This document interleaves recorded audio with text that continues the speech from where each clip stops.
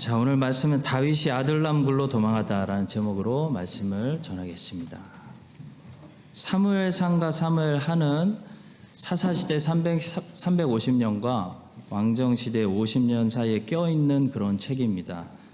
사사들이 다스리던 시대에서 왕들이 다스리는 시대로 어떻게 바뀌는지 그 과정을 우리가 보고 있습니다. 그 과정 속에 등장하는 중요한 사람들이 있습니다.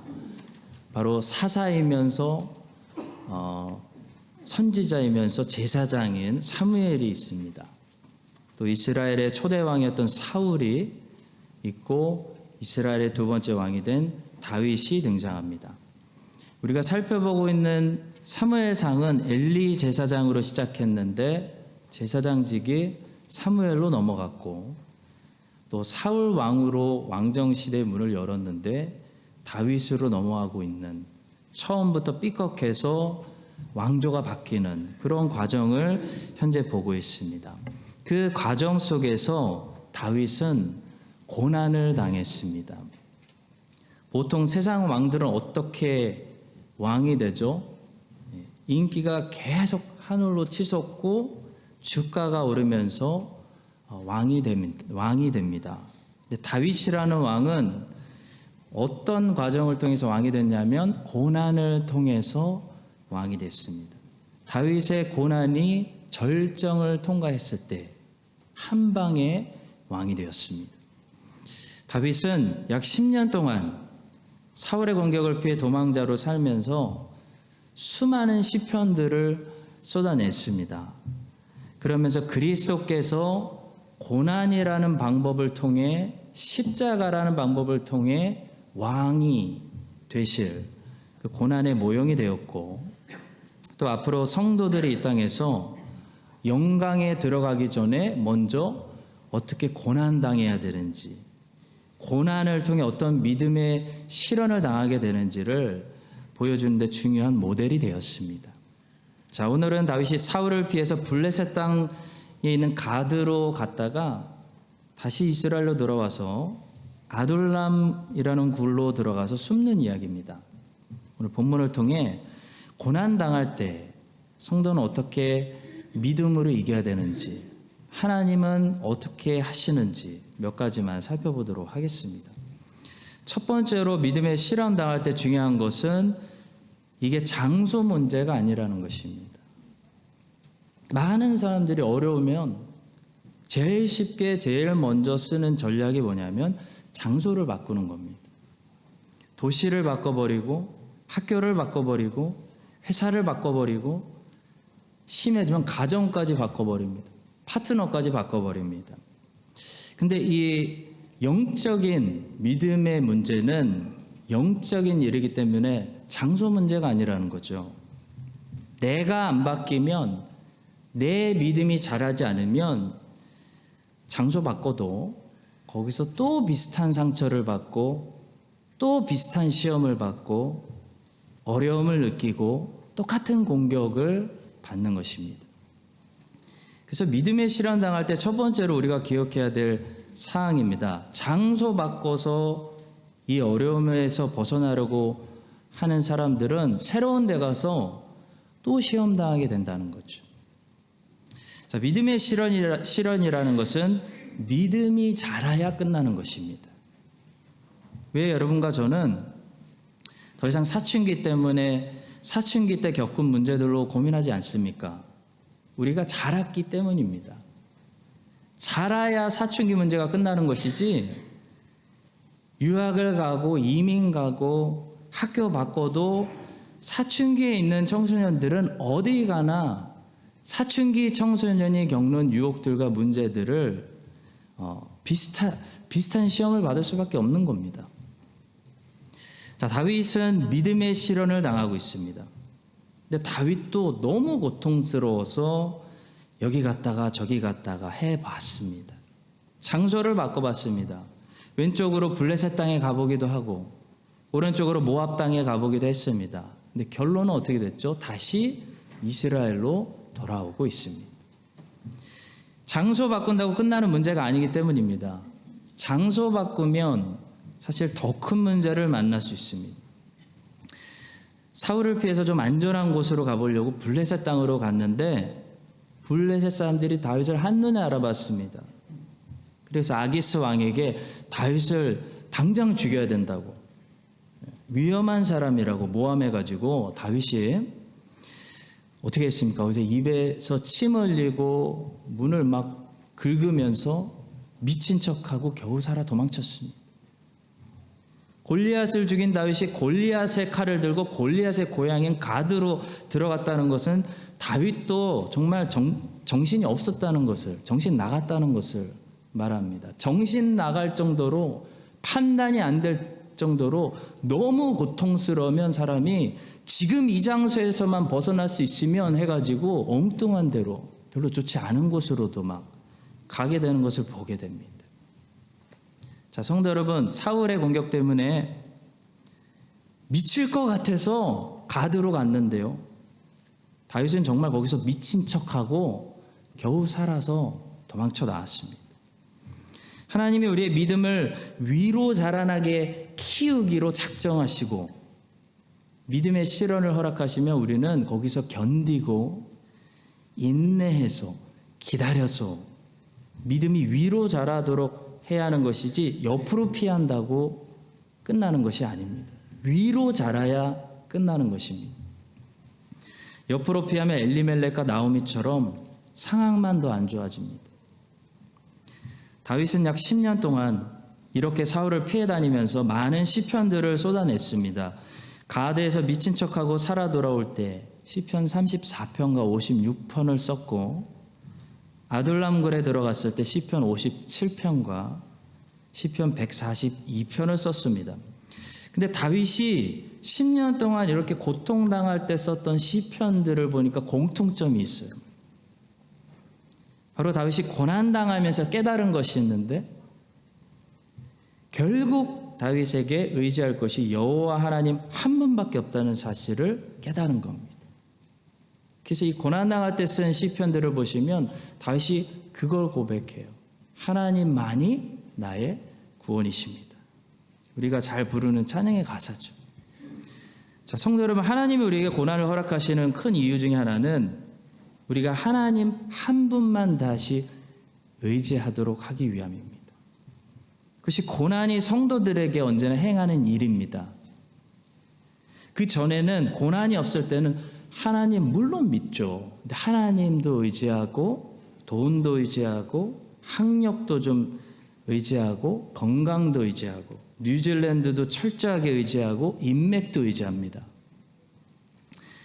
근데 고난이 오면 사람이 어떻게 되는 거죠? 고난이 오면 하나님 한 분만 끝까지 남으시고 내가 나름 의지했던 것들이 다 무너지는 거예요. 다 사라지는 것을 보게 됩니다. 그게 고난이죠. 조셉 얼라인이라는 분은 회개에 대해서 이렇게 정의했습니다. 회개란 유일한 그리스도께로 돌이키는 것이다. 많은 사람들이 회개를 그리스도께로 돌이킨다는 것은 알고 있습니다. 근데 이분은 진정한 회개란 그냥 그리스도께로 돌이키는 것이 아니고 그리스도가 다시 나에게 유일해지는 것이다 라고 정의했습니다. 유일함이 그리스도 앞에 빠지면 아직 회개가 덜 된 거라는 거예요. 다윗이 이전에 하나님 믿지 않은 것이 아닙니다. 하나님 잘 믿었습니다. 근데 고난을 겪고 나니까 다윗에게 어떤 일이 일어나냐면 하나님이 다윗에게 유일한 기쁨이 되시는 거예요.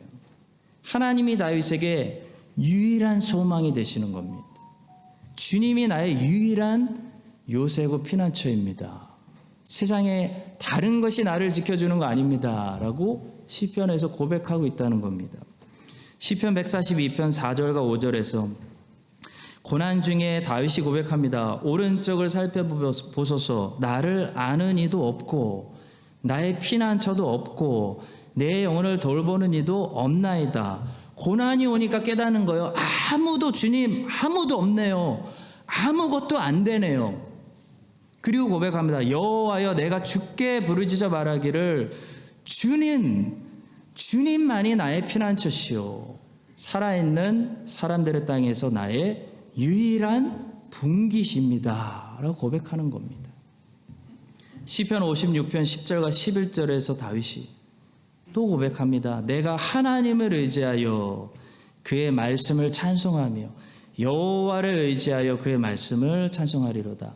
내가 하나님을 의지하였은즉 두려워하지 아니하리니 사람이 내게 어찌하리까. 다윗의 신앙입니다. 성도 여러분, 우리도 믿음을 가지고 있어요. 우리 안에도 믿음을 주셔서 예배드리고 고백할 수 있는 겁니다. 그리스도가 우리의 기쁨이고 그리스도가 우리의 만족이고 그리스도가 우리의 소망과 목적과 방향이라고 고백합니다. 근데 고난이 왜 성도에게 유익이냐면 고난이 우리에게 만들어내는 결과가 있어요. 바로 그리스도가 나의 유일한 기쁨이고 그리스도가 나의 유일한 만족이고 그리스도만이 내 영혼의 유일한 피난처고 소망이라는 사실을 깨달아지는 것입니다. 고난이 성도에게 그래서 유익인 거예요. 달리는 말은 산업시대가 열리기 전까지 스피드를 상징하는 이동수단이었습니다. 하나님은 말을 참 빨리 달리도록 만드셨어요. 그런데 우리는 말을 타고 사막과 광야를 건너갈 수 없습니다. 사막이 나오고 광야가 나오면 말에서 내려야 돼요. 물이 별로 없고 뜨거운 햇빛이 내리쬐는 또 모래에 푹신 빠지는 그런 사막과 광야를 가려면 우리는 낙타를 타고 가야 됩니다. 낙타는 느립니다. 하나님은 낙타를 빨리 달릴 수 있는 동물로 만들지 않으셨습니다. 성도 여러분, 사막과 광야는 그래서 느리게 가는 것입니다. 빨리 벗어나는 것이 목적이 아니라는 거예요. 마찬가지로 고난이 올 때는 빨리 가는 것이 아니라 천천히, 어쩔 수 없이 천천히 가야 됩니다. 시간이 길지 않아도 천천히 느껴지는 거죠. 고난은 천천히 가면서 대신 깊이 묵상하면서 갈 수 있습니다. 천천히 낙타를 타고 가면 생각할 시간이 많습니다. 우리는 고난이라는 시간을 통해 생각을 많이 하게 됩니다. 생각을 충분히 하게 됩니다. 돌아보게 됩니다. 묵상하게 됩니다. 그동안 빨리 말을 타고 달려오느라 보지 못했던 분주해진 우리의 마음을 다시 가다듬고 하나님과의 관계를 점검하고 말씀을 더 깊이 묵상하면서 하나님이 나에게 유일한 분이란, 유일한 기쁨이란 사실을 다시 깨닫게 되는 것입니다. 여러분과 저에게 하나님께서 믿음의 시련을 주실 때 그래서 빨리 벗어나기 위해서 옆으로 장소를 옮기지 마시고 하나님이 나에게 허락하신 그 고난의 장소에서 인내함으로 하나님을 더 깊이 신뢰함으로 나의 소망 예수님이 내 유일한 소망 예수님이 되시고 내 기쁨 예수님이 다시 나에게 유일한 기쁨 예수님으로 예수님과의 관계가 더 연합되고 회복될 수 있게 되기를 예수님의 이름으로 간절히 축원합니다.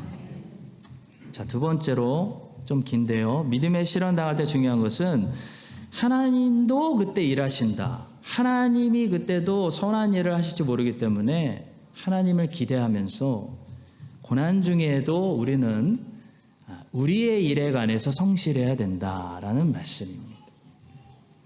자, 다윗은 가드에 갔다가요, 이제 아들람이라는 굴로 도망왔습니다. 다윗은 절대로 아들람 굴에서 군대를 조직한다거나 거기서 나라를 세우려고 온 것이 아니었습니다. 다윗은 그냥 목숨 건지려고 굴로 들어온 겁니다. 근데 하나님께서 다윗을 위해 하시는 일을 우리는 본문에서 보게 됩니다. 다윗이 아들람 굴에 숨어 있을 때 하나님께서 사람들을 보내세요.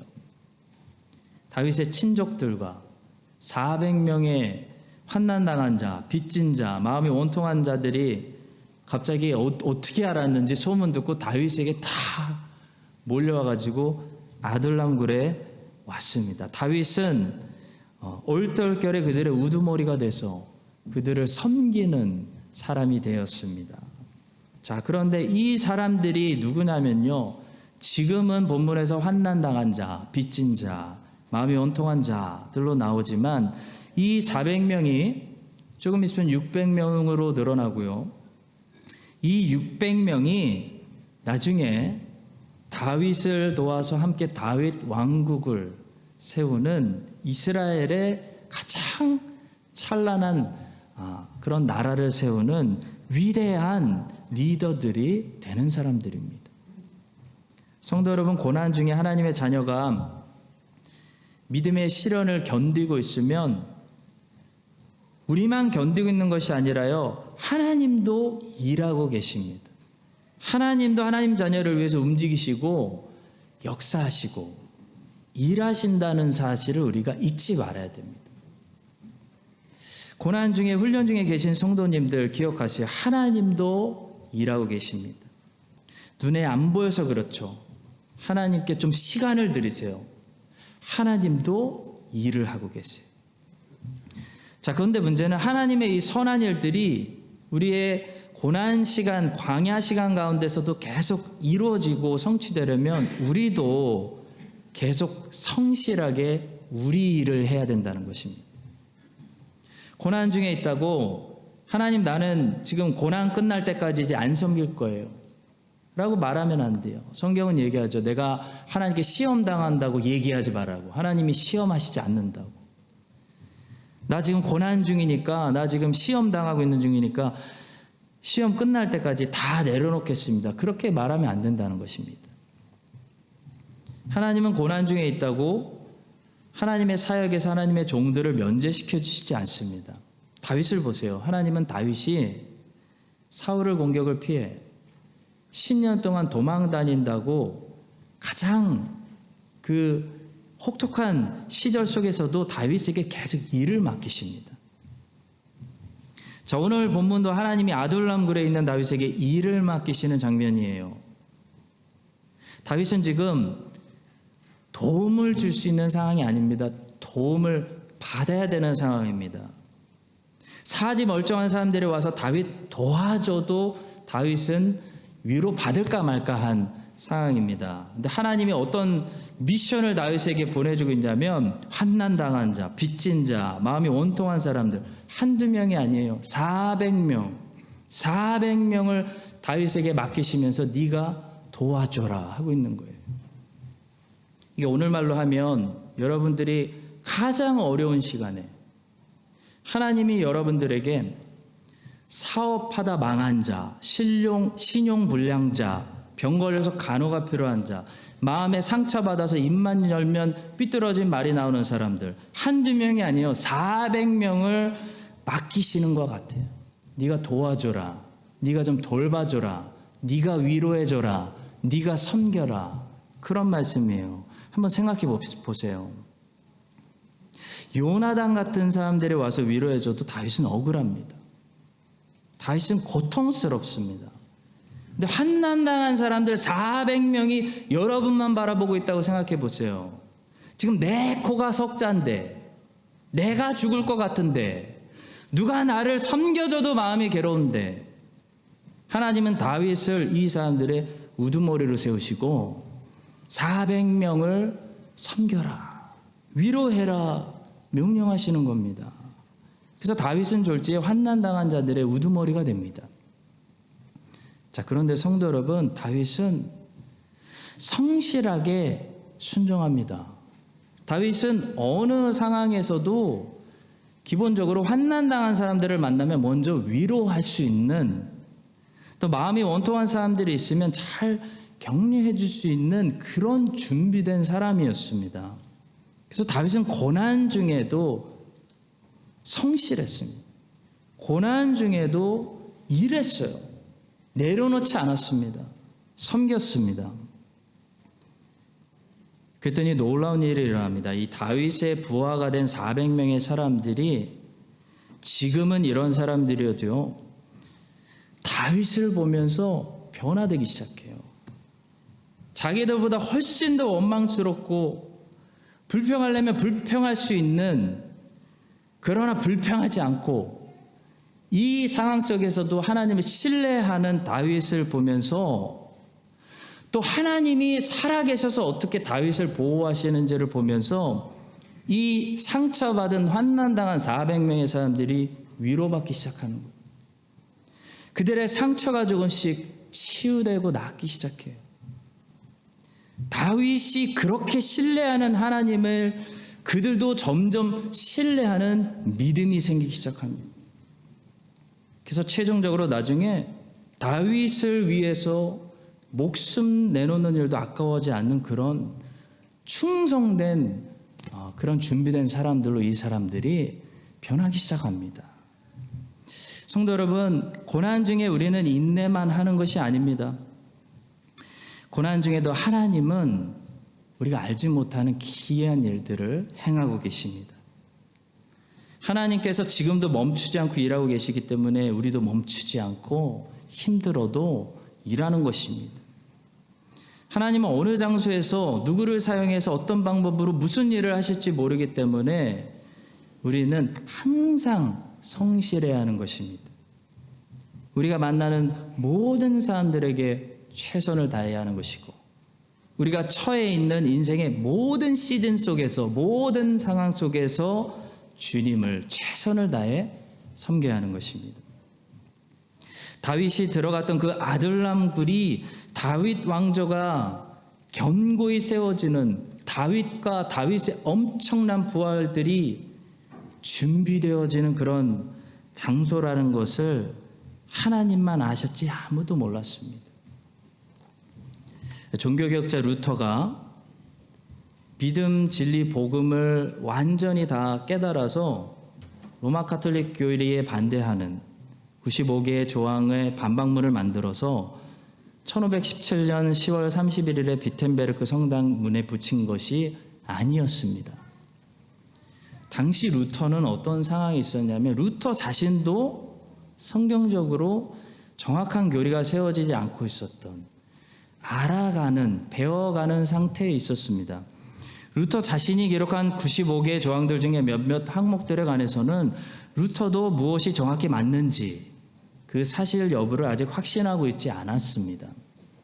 자, 그러나 루터는 별로 개의치 않고 95개의 조항들로 되어 있는 반박문을 그날 교회 정문에 게시하고 돌아왔습니다. 왜냐하면 당시 교회 정문의 게시물을 공고하는 행위는 어떤 문제에 대해서 사람들을 소집하고 불러 모아서 우리 같이 한번 토론해 보자 라고 하는, 당시 널리 알려져 있는 굉장히 일반적인 보편적인 행위였기 때문입니다.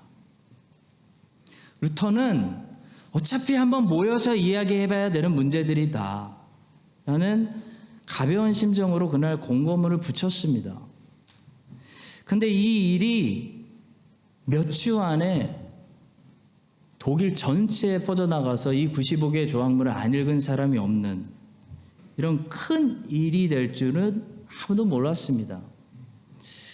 종교개혁을 일으키는 일이 되고, 오늘도 역사가들이 종교개혁이 정확히 시작된 날짜를 정할 때 루터가 95개의 반박문을 비텐베르크 교회 문에 망치질한 날로 정하고 있고, 또 오늘까지도 기독교가 10월 31일을 매년 종교개혁주의로 기념하고 지키게 될 거라고 제일 예상 못한 사람이 루터였습니다.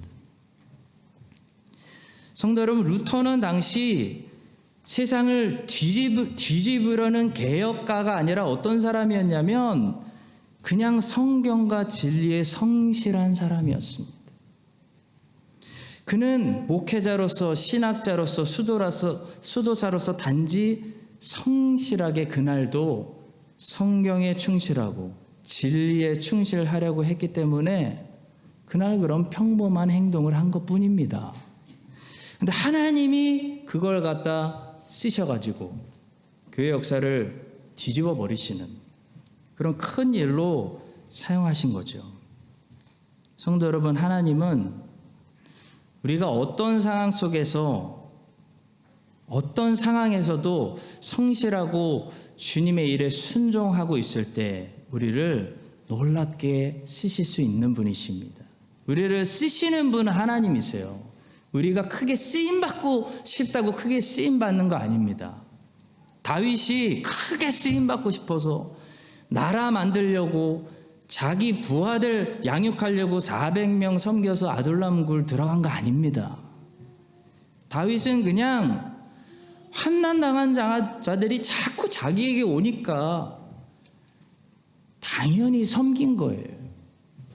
다윗은 왕국 세우려고 아둘람 굴 들어가지 않았습니다. 그런데 하나님이 그 아둘람 굴을 놀랍게 쓰신 거예요. 그래서 항상 성실하게 일하고 순종하고 있는 자가 하나님께 놀랍게 갑자기 어느 날 쓰임 받는 것입니다. 우리는 늘 어디서나 고난 중에라도 하나님 맡겨주신 아주 작은 일이라도 성실히 마땅히 내가 그리스도인으로서 성도로서 해야 될 주님의 명령들에 순종하는 것뿐입니다. 그러면 하나님께서 아둘람 굴을 사용하시고 하나님께서 독일의 수도사 한 사람을 사용하셔서 하나님이 놀라운 일들을 행하시는 것입니다. 여러분과 저도 고난 중이라고 고난 끝날 때까지 다 내려놓고 저를 좀 섬겨주세요. 좀 위로해 주세요. 받을 생각만 하지 마시고요. 우리 주님께서 명령하신 말씀들, 고난 중에도 내 코가 석자일 때가 있어요. 근데 내 코가 석자일 때도 성실하게 순종해서 하나님께서 우리가 알지 못하는 영역에서 놀랍게 일하셔서 우리의 삶의 그 아둘람 시즌이 놀랍게 하나님께 도구로 쓰임받게 되는 그런 역사가 은혜를 주시기를 예수님의 이름으로 간절히 축복합니다. 자, 마지막 세 번째로 믿음의 시련 당할 때 중요한 것은 하나님 말씀에 순종하는 것입니다. 순종, 제일 중요한 거죠. 이 다윗이 연로하신 부모님을 굴에서 오랫동안 모실 수도 없고 자기와 함께 있는 것은 너무나 위험하고 그래서 부모님이라도 안전한 곳으로 자기와 옮겨놓고 자기와 떨어뜨려 놓기 위해서 모압 왕에게 갔습니다. 그때 선지자 갓이 다윗을 만나서 하나님의 말씀을 전하는데요. 본문 5절의 말씀입니다. 선지자 갓이 다윗에게 이르되 너는 이 요새에 있지 말고 떠나 유다 땅으로 들어가라. 다윗이 떠나 헤렛 수풀에 이르니라. 자, 여기서 말하는 요새는 지금 어디를 가리키는 것일까요? 아둘람 굴은 아닙니다. 왜냐하면 아둘람 굴은 이미 유다 지파에게 분배된 유다 땅이었기 때문에 아둘람 굴을 가리키는 것은 아니었던 것 같습니다. 자, 다윗이 그렇다면 모압 땅에서 안전하게 피하려고 했던 것일까요? 잘 모르겠습니다. 성경이 충분한 불필요한 설명을 주지 않습니다. 여기서 가리키는 요새가 정확히 어딘지는 모르지만 유다 땅은 아니었습니다. 어쨌든 하나님께서는 선지자 갓을 통해 다윗에게 여기 요새에 숨어 있지 말고 유다 땅으로 돌아가라 말씀하셨습니다. 그래서 다윗은 하나님 말씀에 순종합니다. 요새를 떠나 유다 땅으로 내렸습니다. 그러면 상황이 좀 나아졌을까요? 그 다음 구절을 보니까 하나님 말씀에 순종해서 유다 땅으로 돌아오자마자 사울이 다윗과 그와 함께 있는 사람들이 다시 나타났다라는 소리를 듣고 다시 군대를 움직이기 시작합니다. 6절의 말씀입니다. 사울이 다윗과 그와 함께 있는 사람들이 나타났다 함을 들으니라. 성도 여러분, 하나님 말씀은 때로는 순종하기 굉장히 어려운 말씀입니다. 근데 하나님 말씀은 형통함을 보고 순종하는 것이 아닙니다. 하나님 말씀은 하나님을 보고 순종하는 것입니다. 다윗은 하나님의 말씀이기 때문에 순종한 거예요. 형통하려고 순종한 거 아닙니다. 하나님 말씀이기 때문에 순종했습니다. 사람들의 눈에는 하나님 말씀에 순종해서 안전한 요새에 있었는데 위험한 곳으로 나오게 됐다. 사람들은 그렇게 생각할 수 있는데 하나님은 그렇게 보시지 않습니다. 다윗은 하나님 말씀에 순종했기 때문에 사실 더 안전한 요새로 옮겨진 것입니다. 비록 사울이 난리치는 곳에 있지만 다윗이 하나님 말씀에 순종하는 이상은 하나님이 다윗에게 불성각이 되어주시기 때문에 제일 안전한 요새에 들어간 것입니다. 성도 여러분, 하나님은 우리가 얼마나 순종하느냐, 얼마나 하나님 말씀을 신뢰하느냐, 그걸 보세요. 다른 거 보시는 게 아닙니다. 아무리 모압 땅에 있고 요새 안에 있고 굴 안에 숨어 있어도 하나님 보시기에 가장 안전한 것은 우리가 하나님 말씀에 순종하는 그 장소에 있는 것입니다. 열왕기 상하라는 성경은 다들 좋아하실 거예요. 굉장히 재밌는 성경입니다. 북이스라엘의 19명의 왕들과 남유다의 20명의 왕들의 이야기를 다루는 너무 재밌는 그런 인기가 많은 성경인데요. 그 열왕기 상하는 절대로 왕들에 관한 전기를 다룬 책이 아닙니다. 열왕기 상하는 철저하게 하나님의 관점 중심으로 기록되어 있습니다. 다시 말해 하나님의 눈으로 본다는 거죠. 하나님이 중요하게 여기시는 부분이 기록되어 있고 하나님이 관심 없으신 부분은 생략하고 있다는 거예요. 자, 그래서 우리는 하나님의 관점으로 기록된 열왕기 상하를 읽으면서 왕들에 대한 충분한 정보를 공급받는 것이 아니고 하나님이 사람을 보실 때 어디를 보시는지, 어디에 관심이 있으신지를 보게 됩니다. 하나님이 어디를 주목하시는가. 북이스라엘 왕들 중에 아합의 아버지는 오므리라는 왕이 있었어요. 오므라이스가 아니고 오므리입니다. 이 사람은 세상적으로 보면 대단한 왕이었어요. 훌륭한 왕이에요. 똑똑한 사람이에요. 정치 잘했습니다. 이 왕은 오므리 왕조를 연 사람이고 수도를 새롭게 사마리아 성으로 과감하게 옮겨가지고 나라와 수도를 튼튼하게 세운 그런 왕입니다. 이 왕은 주변 국가들하고 밀고 당기기를 잘했습니다. 그래서 무역도 잘하고 무역을 잘하니까 경제가 살아나고 나라의 안보도 잘 지켰습니다. 이쪽이 쳐들어올 것 같으면 저쪽으로 막았습니다. 정치를 잘한 거예요. 모압이라는 나라에서 발견된 비석에 보시면 그래서 이스라엘을 오므리의 집이라고 부를 정도로 이 오므리는 모압 백성들의 기억에도 오래 남아있는 그런 세상에서 유명한 왕이었습니다. 아수르 왕 살마네셀 2세의 기록에도 오므리의 집이라는 말이 나온다고 해요. 그만큼 오므리는 정치적으로, 경제적으로, 외교적으로 나라를 잘 안정시켰기 때문에 세상에서 인정하는 왕이었습니다.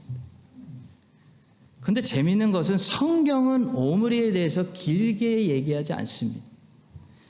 성경은 오므리의 전체 삶을 두 구절로 요약합니다. 열왕기상 16장 25절과 26절입니다. 오므리가 여호와 보시기에 악을 행하되 그 전에 모든 사람보다 더욱 악을 행하여 느바세 아들 여로보암의 모든 길로 행하며 그가 이스라엘에게 죄를 범하게 한 그 죄 중에 행하여 그들의 헛된 것들로 이스라엘의 하나님 여호와를 노하시게 하였더라. 이게 다예요. 평생을 이름을 떨치면서 나라를 부강하게 하고 꽤 정치를 잘했던 당시 중동의 유명한 왕의 이야기를 하나님의 관점으로 기록된 성경은 딱 두 구절로 정리해버리고 지나가는 겁니다. 오므리가 여호와 보시기에 악을 행하되 헛된 것들로 이스라엘 하나님 여호와를 노하시게 했다. 이게 답니다. 성도 여러분, 우리가 오므리처럼 이 땅에서 아무리 성공하고 이름을 떨치고 우리 세대가 알아주는 유명한 사람들이 되어도요, 우리가 하나님께 순종하는 삶을 살지 않으면 하나님 눈에는 우리의 삶이 무가치한 헛된 삶에 불과한 것입니다. 열왕기 상하는 하나님의 관점으로 기록되었기 때문에 하나님이 왕들을 평가하실 때 무엇을 보고 평가하셨는지 우리가 그걸 봐야 됩니다. 열왕기 상하는 각 왕들의 짧은 이야기가 끝나면 항상 그 끝에 하나님의 평가가 적혀 있습니다. 마치 시험 점수가 적혀 있는 것과도 같아요. 근데 하나님은 무엇을 기준으로 이 왕들을 평가하셨습니까? 왕들의 업적이 아니었어요. 왕들의 순종과 불순종을 보고 평가하신 거예요. 100점이든 90점이든 므낫세처럼 빵점이든 그 평가의 기준은 여호와의 말씀에 대한 순종이었어요. 다른 게 아니었어요. 사랑하는 성도 여러분, 우리도 마찬가지예요. 우리가 아주 작은 일이라도 하나님 말씀에 거기서 순종하면 하나님 보실 땐 그것이 세상에서 미국 대통령이 하는 일보다도 하나님께 더 가치 있는 일이 되는 것입니다. 큰 일을 하려고 하지 마십시오. 하나님 말씀에 순종하려고 하십시오. 다윗은 큰 일을 하는 사람이 절대 아니었습니다. 다윗은 하나님 말씀에 순종하려고 목숨을 건 사람이었습니다. 고난 가운데 여러분과 제가 훈련받는 부분은 다른 부분이 아니라 순종입니다. 우리가 얼마나 순종할 수 있는가? 어디까지 하나님 말씀을 믿고 순종할 수 있는가? 그것이 하나님의 자녀가 고난을 통해 훈련받을 때 하나님이 주목하시는 부분입니다. 여러분과 저에게 다윗의 믿음을 오늘 주일에도 더욱 더하여 주시기를 바랍니다. 그래서 모일 때마다 우리가 믿음을 더하여 받아서 여러분과 제 안에서 다윗의 모습, 예수님의 모습, 사도 바울과 제자들의 모습, 크고 작은 말씀에 순종하는 우리의 순종의 열매가 나오기 시작해서 하나님 보시기에 고대 왕 오므리 왕보다 너는 더 가치 있는 삶을 살아서 내가 네 삶을 더 크게 쓸 거야. 네 삶이 빛나는 그런 아름다운 인생을 하나님께 드릴 수 있는 여러분과 제가 될 수 있기를 예수님의 이름으로 간절히 축복합니다. 기도하겠습니다. 우리에게 항상 말씀하시는 주님 감사합니다. 어디에 있든지 고난 중에 있어도 한 가지 분명한 것은 우리가 귀를 기울이면 하나님 말씀을 들을 수 있다는 사실입니다. 주의 종들이 귀를 열어 하나님 말씀을 듣게 하시고 고난 중에도 믿음 더하여 주셔서 주의 말씀에 순종하게 하시고 고난 중에도 성실하게 섬기며 살아갈 때 하나님께서 우리가 알지 못하는 기이한 선한 일들을 우리 모든 성도님들의 삶을 통해 우리 크라이스처치 한인 장로교를 통해 이 땅 가운데 행하여 주시옵소서. 감사드리며 예수님의 이름으로 기도합니다. 아멘.